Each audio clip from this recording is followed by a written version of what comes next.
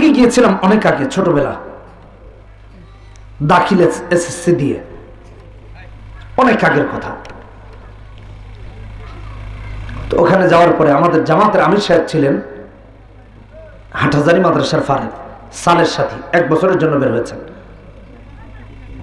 কেউ তাবলিগ পছন্দ করতে পারেন, কেউ না পছন্দ করতে পারেন, এটা একান্ত আপনার ব্যক্তিগত বিষয়। আমি বলবো না আপনি পছন্দ করেন, আমি বলবো না আপনার করার দরকার নেই। অন্তত পক্ষে গেলে 3 দিনে 3 5 15 ওয়াক্ত নামাজ জামাতের সাথে আদায় করতে পারবেন, গুনাহ থেকে বাঁচতে পারবেন। এটারে ভালো লাগলে যায়, আর নাইলে আপনার ভালো না লাগলে দরকার নেই, এটা আপনার বিষয়।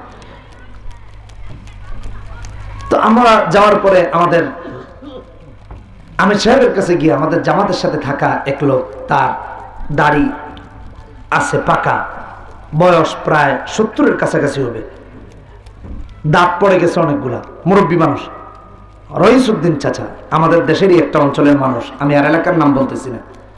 আমি নিশ্চিত যে উনি আজকে বেঁচে নাই, মারা গেছেন, কারণ তখনই বয়সের ভারে ঘাটটার গুজে হয়ে গেছে। তো আমি ওই জামাতের একজন সাথী, আমি সবকে গিয়ে উনি বলল, আমি সাহেব আমি তো আসছি, শুনছি কোরআন নাকি সহি না হইলে নামাজ হয় না, নামাজ সহি করতে আসছি, আমার রুকু সিজদা হয় না, আমার তিলাওয়াত সহি নাই, এই জন্য আমি জামাতে আসছি, আমার তেলাওয়াত কে সহি করাবে, এরকম একটা লোক দেন আমারে।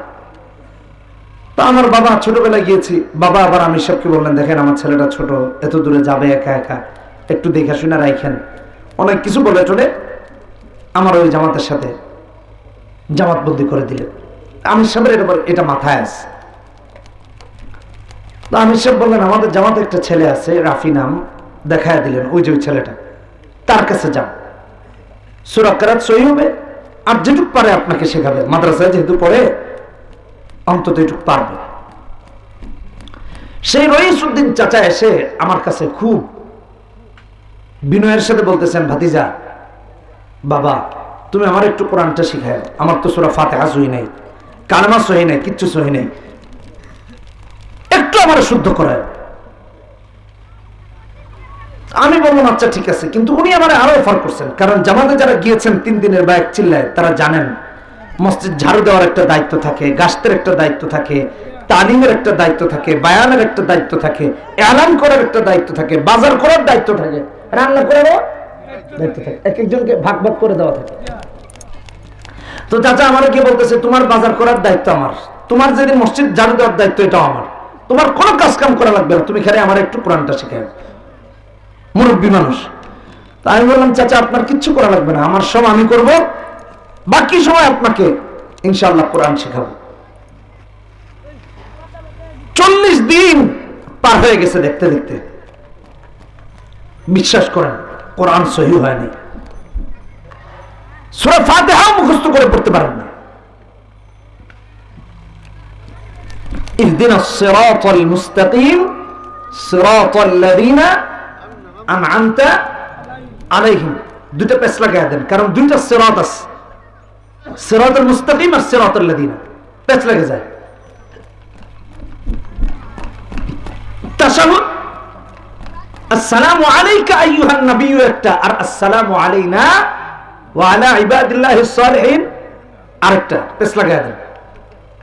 শিখতে পারেননি, মুখস্থ হয়নি। শুধু তাই না, আস্তে আস্তে দিলে হবে, এত জোর করার দরকার নেই, আস্তে আস্তে দিতে হবে, কষ্ট পাওয়ার দরকার নেই। দুরূদ শরীফ, আল্লাহুম্মা সাল্লি আলা মুহাম্মদ, আল্লাহুম্মা বারিক আলা মুহাম্মদ, কামা সাল্লাইতা কামা বারাকতা, পেশ লাগায় দেন। 40 দিন পর আমার জড়ায় ধরে কাঁদতেছেন, কারণ আমার তো শেষ, চলে যাব।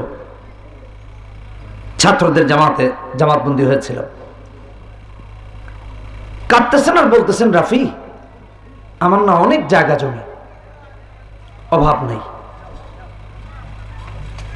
ঘুম থেকে উঠার আগে বাছুর গরু সব ঠিক করে, গোয়াল টোয়াল ঠিক করে আমি হাল চাষ করতে চলে যেতাম, নামাজ পড়তাম না, কোন পাবন্দি আমার দিনের ছিল না।